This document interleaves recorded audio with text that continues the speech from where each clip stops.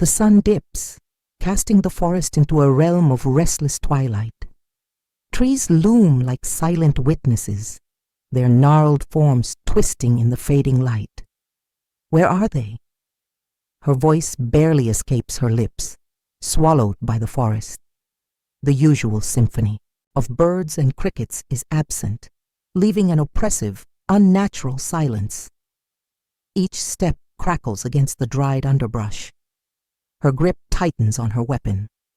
Her gaze darts between shadowed trunks, searching for any trace of him. She stops, staring. On the bark of the nearest tree, strange carvings glow faintly, symbols unfamiliar yet unsettling. Her fingers brush one, pulling back as if burned. The earth before her tells a story. Clawed dirt, torn leaves, broken twigs. She kneels, her breath shallow. Ezzy! The name trembles as if spoken into a void. A sharp rustle cuts through the silence. Her dagger flashes as she spins, her heart hammering. Eyes scan the canopy, catching only the fleeting outline of a figure. A deep rumble breaks the quiet. You tread where the living should not. The elder steps forward, his silhouette cloaked in the forest twilight. His gaze holds centuries of knowledge. His words are deliberate, each syllable heavy with foreboding. The curse lingers because of betrayal. Blood demands balance, child. Her defiance flickers. She looks to the carvings again. Her hand trembles, but grips the dagger tighter. He's still alive. I'll find him. The elder's sigh is long and burdened. Without another word, she strides deeper into the forest, his warnings echoing behind her. The weight of Nia's heart is a heavy, unyielding stone, pressing against her chest with every step she takes. She will not speak of the mistake that haunts her. Too painful, too raw, but it drives her still. Ezzy, her brother, is lost, and it is no coincidence. The forest, with its ancient whispers and hidden dangers, has taken him, and she will bring him back or die trying. She knows the cost of failure, but nothing is worse than the thought of living with this guilt. Memories of her brother surface as she moves toward the village's edge. The memories are sharp, fractured pieces of moments shared and moments missed. Their bond, once strong, now feels as thin as the threads of an old cloth. Time has done its work, growing their distance, filling the spaces between them with misunderstandings, silences, and unspoken words. But she cannot dwell on that now, not when the forest calls. The elders gather, their heads lowered in solemnity. Their voices are whispers, soft yet filled with the tension that clings to the air. They have spoken of this before, of the forest's power and the dangers that lie hidden within it. The signs are clear, even to those who do not know the old ways. Their eyes flicker towards the edge of the village where the dark forest begins, and for a moment the forest itself seems to watch them, waiting. Around the fire, the elders begin to speak of Nyoka. Once a protector of the land, Nyoka's heart was twisted by betrayal, turning him into something else, something dark. The stories flow like a river, each word adding to the weight of what Nia is about to face. Nyoka's wrath is the forest's curse, a punishment for the betrayal that stained the land long ago. Those who venture too deep are lost, taken by the shadow of his vengeful spirit. But it is the story of her family that catches Nia's ear. The whispers speak of a connection, her bloodline, tied to Nyoka's curse, in ways the elders only dare to speak of in shadows. Her family's sins, passed down like a curse, may be the key to her brother's fate. She feels a knot tighten in her chest. Is this fate or punishment? The rituals begin. The village's elders move with solemn grace, chanting prayers to protect Nia's spirit. She is draped in charms, their soft beads brushing against her skin like whispers of protection. They are older than the trees themselves, woven with the power of generations. The air around her thickens with their prayers, the weight of the ancestors heavy on her shoulders. She feels their eyes upon her, guiding, warning, and blessing all at once. The amulet of truce is placed in her hands. It is an ancient thing, the metal worn with age, yet its power hums against her palm. Its purpose is unclear, a mystery wrapped. In a secret she is too fearful to question, but the villagers speak of it with reverence. The amulet will reveal what is hidden, though the truth it uncovers may be more than she can bear. "You're brave," Mosi says, his voice hoarse, like it hasn't been used in years. "But you're also foolish." "Who are you?" Nia demands, but Mosi only smiles, the corners of his mouth twitching with an emotion Nia can't read. "I know this. Forest," Mosi says, his gaze flicking to the trees around them, his posture stiff. "It doesn't take kindly to trespassers, but you may have a better chance if you know what you're dealing with." He begins to speak of the forest's horrors, of the beasts that lurk, of spirits that never rest, of the curses that never die. His words are filled with dread, but his eyes never leave them, as if searching for something in their faces. Nia listens, but there's something off about him. His answers to their questions are evasive, as if he knows more than he's letting on. "You were exiled from Kamali, weren't you?" Amma asks, suddenly suspicion in her voice. "What happened?" Mosi flinches, but only for a second. Then his gaze hardens. "It's not something you need to know." The tension thickens. "But it is." Nia presses. "What did the village do? Why were you sent out here?" Mosi's voice drops to a whisper. "The elders, they've been making deals with the spirit of this forest. Deals you don't understand. It's a curse that stretches back generations." Nia's heart races. Could it be true? The elders? Or people? Was Izzy's disappearance tied to this? Mosi's next words cut deep. There was a sacrifice once, a human sacrifice at the heart of this forest. You're treading on ground soaked in blood. The curse runs through the roots of every tree here.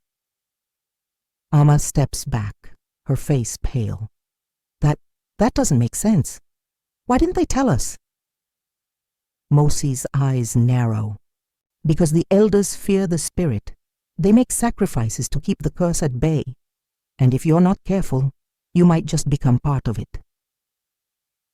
The air feels heavier now, suffocating. The truth settles like a weight between them, but it's not the only thing pressing in. The forest seems to close in, its silence thick with the weight of untold stories. And then, as they walk deeper into the woods, they find it, an old altar, hidden beneath a tangle of vines. Its stones are worn with age, but the carvings are still clear, depicting figures bound in ritualistic sacrifice. The blood-red patterns are unmistakable. Amma stares at the carvings, her breath catching. There was a ritual, a sacrifice. Nia's heart stutters. "Easy. He's tied to this, isn't he? He's part of the price they paid for their power." Mosi steps forward, a look of fear crossing his face.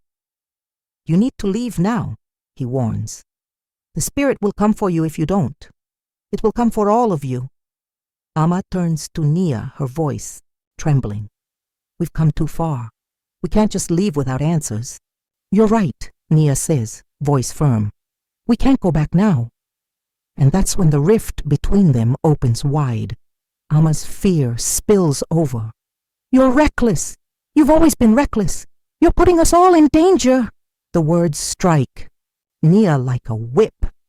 She's never seen Amma so afraid, so angry. "I'm doing this for Izzy, for us. Don't you understand?" They stand there facing each other, each holding a piece of the puzzle they can't solve. The bond between them falters, but neither backs down. Then as the tension peaks, a memory rushes back. Their shared childhood laughter, their secret jokes, the way they used to stand side by side. The rift doesn't vanish, but it softens, if only just enough to allow them to continue. The air hums with a deeper truth now. Something more is at stake than they knew. In the distance, the shadow of the forest shifts again, and Nia realizes, no matter what path they take, the forest has already made its choice. The curse is waiting, and it will not let them leave without a price. The intensity builds as the trio arrives at the clearing, the trees towering above them like ancient sentinels. The air feels thicker here, as if it holds memories of long-forgotten sacrifices. The ground beneath their feet hums with an unfamiliar energy, and the trees pulse with an eerie, otherworldly glow. There is no mistaking it now. The heart of the forest is alive. They step forward, their steps heavy with the weight of what's to come. The stillness is broken only by the sound of their breath and the faint whispers in the air. Then, from the center of the clearing, the mist begins to gather, swirling around itself until it forms into a figure, a serpent-like guardian, its body wreathed in smoke and its eyes burning with ancient fury. The figure, Nyoka, speaks with a voice that echoes in their minds. "You have come to the heart of the forest," it says, its voice both a whisper and a roar. "But you will not leave without a choice." As the ritual ends, the villagers gather, their voices hushed in the sacred silence of the moment.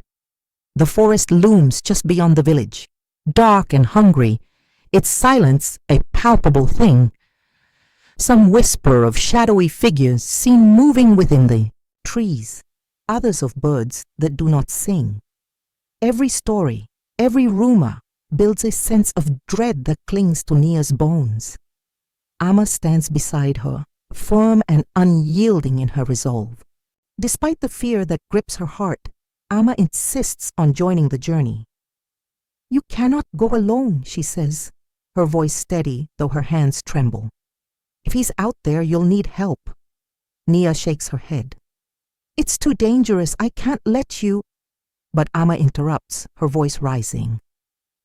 "If you go, I go. This is not just your fight. I won't let you carry this burden alone." Their words cut the air like a knife, each one revealing something deeper, unspoken. Fear, love, a bond that cannot be undone. Nia knows Amma's heart, knows the weight of the friendship they share. But the fear in Amma's eyes is clear. She is not just afraid for Nia. She is afraid for herself, for what they may find in that cursed forest. The tension between them simmers, unsaid words and fears clouding the air. It's a decision made not with certainty, but with the weight of the bond they share. Nia doesn't have the strength to argue. If Amma chooses to stand with her, she will not deny her. As they stand on the edge of the forest, the village behind them feels distant, like a fading memory. The weight of the village's hopes presses down on Nia. This journey is more than a quest for her brother. It is a test of her own soul, a challenge to face the sins of her family and the darkness that threatens to swallow everything she knows. With one final glance at the home she's leaving behind, Nia steps into the shadows. The village falls silent. Behind her, the forest ahead calling them into its depths. The forest shifts as they step deeper into its shadowed heart. Nia's pulse quickens, the hairs on her neck standing at attention. It's not just the heavy silence that presses in on them, but something else, something unseen, waiting. The ground beneath their feet feels wrong. Something shifts in the earth, as if it knows they are not welcome. The path they walk on is narrow, treacherous. They almost miss the glint of metal buried beneath the fallen leaves. Too late. Nia's foot lands, and the trap snaps. A quick, vicious pull would have sent them plummeting into a pit, but with a quick yank, Nia manages to free herself. Amma stumbles back, her eyes wide, heart racing. "That was no accident," Nia mutters, wiping sweat from her brow.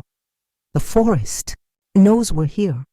Amma nods, her lips pressed tight, but her mind races with the same thought. They barely escaped, but there's no mistaking it. The forest is testing them. The whispers come then, soft, enticing. They echo from deep within the trees, calling to them, luring them further in. Izzy. Nia breathes, turning towards the sound. Amma grips her arm. We should go back. These are not normal whispers. But Nia is already walking, her steps slow and deliberate. Izzy could be out there. With each step, the voices grow clearer, more distinct. Yet, instead of relief, they bring only unease. It's not Izzy's voice calling them. It's something else, something older and more dangerous. Then the vision appears, Izzy's face, twisted and contorted, appearing between the trees, as if from the shadows themselves. His eyes stare into hers, vacant, filled with something that doesn't belong. His mouth moves, but no sound comes. Nia's heart stutters in her chest. She reaches out, but the apparition vanishes, leaving only a haunting echo in the air. Amma freezes. Did you see that? I saw him. Nia breathes, but doubt creeps into her words. Is it real? Or just the forest's cruel trick? The path ahead seems to blur, the air thickening, pushing against them. Nia can feel the weight of something heavy, something evil watching. And then the ground shifts again, a jagged rock hidden beneath the leaves, nearly sending them tumbling into a deep pit. Nia grabs Amma just in time, pulling her back. This place is trying to kill us, Amma says, voice shaking. Maybe we should go back. I don't know if we can trust what we're seeing anymore. Nia hesitates, then steels herself. We're too far in. I'm not leaving without Izzy. And then, from the underbrush, a figure emerges. He is tall, grizzled, with eyes like dark pits, full of secrets and shadows. Mosi. Nia's heart races as the presence of Nyoka presses in on them, its power overwhelming. The serpent's gaze shifts to Nia, locking eyes with her. You, whose blood is stained with betrayal. The curse that binds this land is tied to your ancestors, and now it is your turn to pay. Amma steps forward, her face a mask of resolve, but there's a flicker of doubt in her eyes. What do you mean, pay? She demands. What do we have to do to end this madness? Nyoka's form coils tighter, its head rising high above them. The curse can only be broken through the ultimate sacrifice, it declares. A bond closest to your heart. A life must be given. Nia's stomach drops. The words hang in the air, heavy and suffocating. Whose life? She whispers, her voice barely audible. Nyoka turns its gaze to Izzy, who stands in the shadows. His eyes seem hollow, but there's a flicker of recognition in them. The choice is yours, Nyoka says. Will you sacrifice the one who is most dear to you to save all? Nia's blood runs cold as the truth of Nyoka's words sinks in. The curse, the darkness that has followed them, will only end if she chooses to let go of the one she loves most. Izzy, her brother. The bond they share, now a burden too great to bear. But before Nia can speak, a figure emerges from the mist. Baba Olorun, the village shaman. His face is dark with rage, his hands clenched at his sides. It was your ancestors who brought this curse upon us, he says, his voice raw with anger. It is your bloodline that has damned us all. Nia flinches, but Baba Olorun steps closer, his gaze softening as he looks at her. But I do not seek your death. Only the chance to redeem what was stolen from me, he says, his voice quieter now. I have my own reasons for seeking vengeance. I too am tied to the curse, but it is not just blood that binds us. It is fate. He pauses, and Nia feels the weight of his words. "There is another way," he continues, his voice low. "I can help you break the curse, but it will cost me just as much. We can strike a bargain, one that will allow us both to walk away from this forest alive. But it is not a simple choice." Nia stands frozen. Baba Orun's offer is tempting, but something in his eyes tells her there's more to his intentions than he lets on. She has to make a choice, but which path will lead her to salvation? The path of vengeance or the path of sacrifice? But before she can decide, the ground shakes. The air ripples with a strange energy. From the mist, Izzy steps forward, his body gaunt, his eyes vacant. His voice comes out in a raspy, tortured whisper, but it is not his own. It is Nyoka's voice, echoing through him like a hollow vessel. "Do you recognize me, sister?" Izzy asks, his voice trembling with the spirit's power. "I have become the keeper of the curse, the vessel for Nyoka's grief." Nia's knees threaten to buckle beneath her. She reaches out, her heart torn between the brother she once knew and the creature he has become. The curse has taken him, twisted him into something unrecognizable. Amma steps forward, her gaze hardening. "Nia, don't you see? He's lost to us. He's no longer your brother. He is part of the curse now, and if you keep him alive, the forest will never heal." Nia's heart wrenches. "I can't," she starts, but Amma interrupts, her voice sharp. "You have to. We're running out of time. You have to sever your bond with him to save him, or the forest will claim us all." Nia's eyes burn with unshed tears. Her hand trembles as she reaches for Izzy, her voice breaking. "I can't lose you," she whispers, the words feeling like a curse themselves. But then, Nyoka's voice cuts through the tension. "You will either sever the bond, or you will sacrifice your life to save him." The weight of her decision presses down on her chest, suffocating her. Every breath feels like it could be her last. The balance of the forest is at stake. Izzy's life, her life, the fate of everyone and everything in this cursed land rests on the decision she is about to make. With a trembling hand, Nia reaches out toward Izzy, her heart torn. The forest is silent as the decision looms in the air. Nyoka watches, waiting. The choice is hers. The world seems to hold its breath as she steps forward. The ground trembles once more, the spirit of the forest eager for her final answer. And then, in a single, shattering moment, Nia makes her choice. The consequences of her decision ripple through the air like a shockwave, shaking the very trees. Around them, the judgment has been made. The curse, for better or worse, is set to be broken or sealed forever. The forest stirs as the curse begins to unravel, its once darkened corners slowly shedding the weight of its grip. Shadows retreat, leaving only the quiet hum of the earth beneath the sky.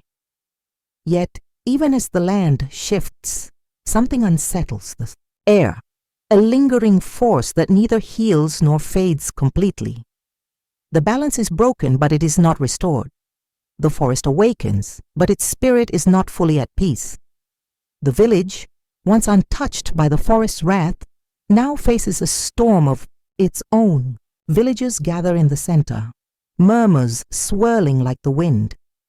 The elders stand solemn, their faces hardened by years of wisdom, but there is no hiding the fracture beneath their calm.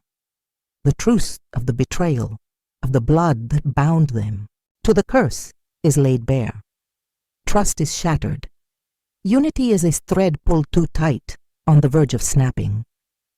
The villagers look to each other, their faces filled with a mixture of fear and confusion. The air is thick with unspoken words. A heavy silence weighs on the group as they turn towards Nia, who stands at the heart of it all. Her decision, the one that unraveled the curse, now rests heavily on her shoulders. She has returned from the forest, but the burden she carries cannot be easily shaken. Amma stands beside her, a look of anger and disappointment etched across her face. Their journey has left them both scarred, physically, emotionally. Their bond, once unbreakable, now feels as though it is made of fragile glass. Nia, unable to meet her friend's gaze, feels the weight of their fractured trust. The bond they once shared is now a fragile thread, pulled taut by the aftermath of their choices. "I did what I had to do," Nia says, her voice barely a whisper, swallowed by the tension around them. Ama's eyes flash, the bitterness sharp in her stare. "And what about us?" Ama demands, her words a bitter lash. "What about everything we fought for? Everything we've lost?" The weight of Ama's words cuts through the air, her pain undeniable. Nia's heart aches. She wants to explain, to justify her decision, but the words feel hollow. There is no undoing what has been done. She knows that now. Days pass, but the village is no less heavy with unspoken truths. Nia stands at the edge of the forest, her eyes fixed on the place where everything changed. The forest no longer feels like the cursed place it once was, but the peace it now holds is strange. The land has awakened, but the scars remain. Her heart is torn, guilt mixing with the hope that she has done the right thing. She wonders if the balance has truly been restored, or if the forest will simply wait, biding its time. In the distance, the voices of the elders rise, their words cautious, guarded. They speak of gratitude for the ending of the curse, but there is something in their tone, a hesitation that Nia can't shake. The younger villagers, those who have never known the forest's darkness, are unsure. They are grateful, yes, but they do not fully understand the price that was paid. The whispers of redemption are faint, drowned by the weight of doubt. Ama, her face set in a quiet mask of determination, comes to Nia one evening. "I'm leaving," she says. "I can't stay here anymore, not like this." Her voice cracks with the pain of a decision long made. She seeks peace beyond the village, beyond the shadow of the forest. It is a resolution, though Nia knows it is one born from the fracture between them. Nia doesn't stop her. She can't. But a part of her breaks, knowing that she has lost her closest friend. Her brother is gone, and now so too is Ama. The village, too, feels like it is slipping away from her. The forest has changed, but so has the village. Strange plants, unlike anything seen before, begin to grow near the borders, their bright colors a stark contrast to the muted tones of the land before. Creatures, unfamiliar and wild, begin to emerge, their movements swift and uncertain. It is a new world, both dangerous and full of possibility. One day, while wandering near the edge of the forest, Nia finds something, a relic. It is an object, unlike anything she has seen before, a gift from Nayoka, the spirit that once cursed the land. The relic pulses with an energy that makes the hairs on the back of her neck stand. It is unclear what its purpose is, but its power is undeniable. It hums with the force of something ancient, something powerful. Nia knows that this gift could hold the key to understanding what the future of the forest and the village will become. The villagers, though hesitant, begin to rebuild. They work together, but the air is thick with uncertainty. There is no clear path forward. No one knows what the forest will bring or what the future holds. Will it be a place of peace, or will the curse return now that its power has been broken? The villagers build, but they do so in fear, uncertain of what tomorrow may bring. As the days turn into weeks, the elders gather, and the tale of the past is retold. They speak of the curse, of betrayal, and of the sacrifices made. The story is passed down, not just as a warning, but as a lesson for future generations. The villagers, young and old, listen intently. The echoes of the past, of Naya's choices now live on in their voices. One quiet evening, Nia and Amma sit together, the silence between them stretched thin but unbroken.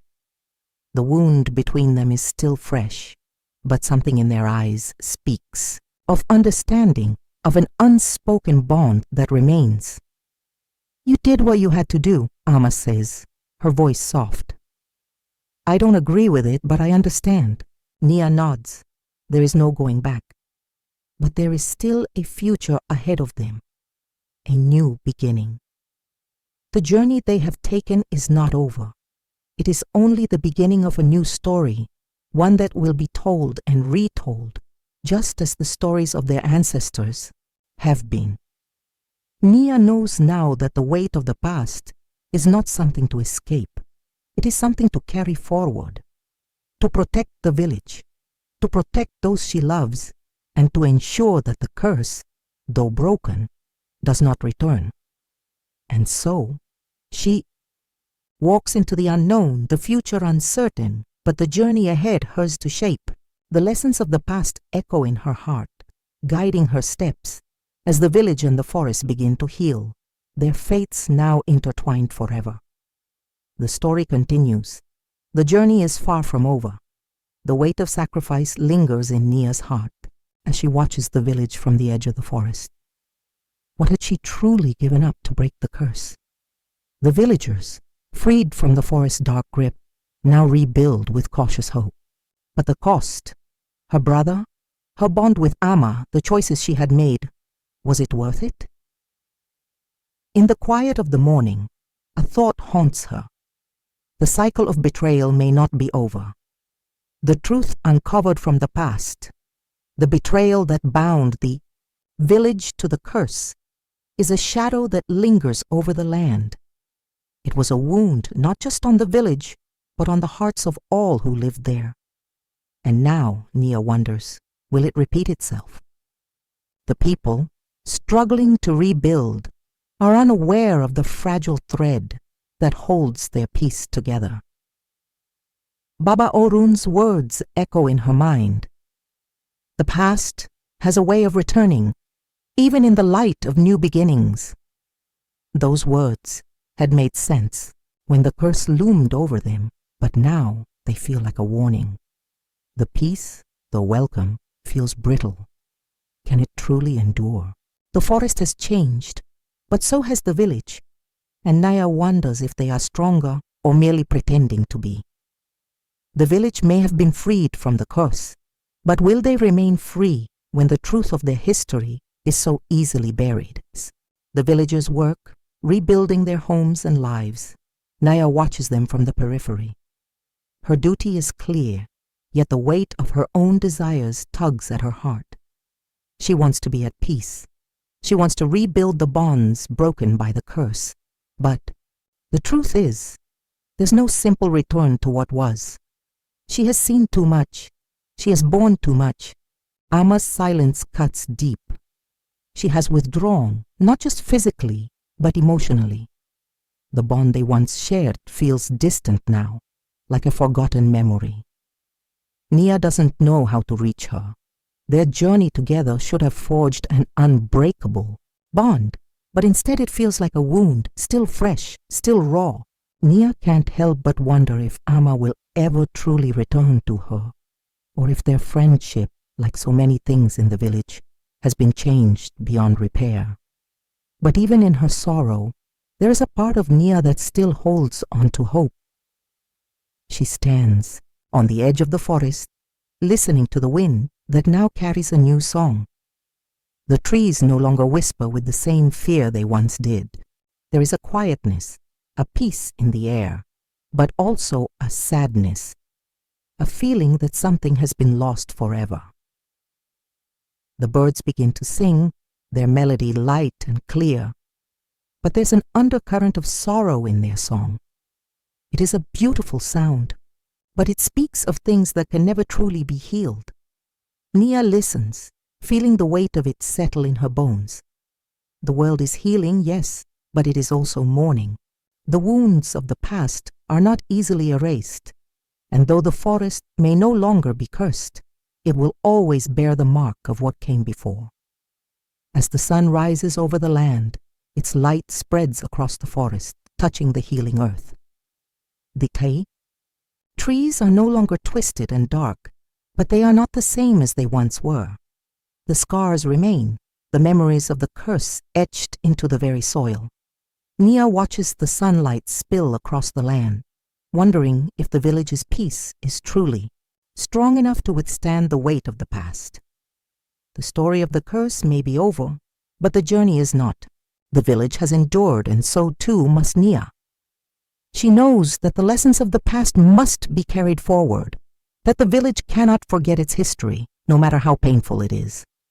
The burden of truth, once revealed, can never be fully laid down.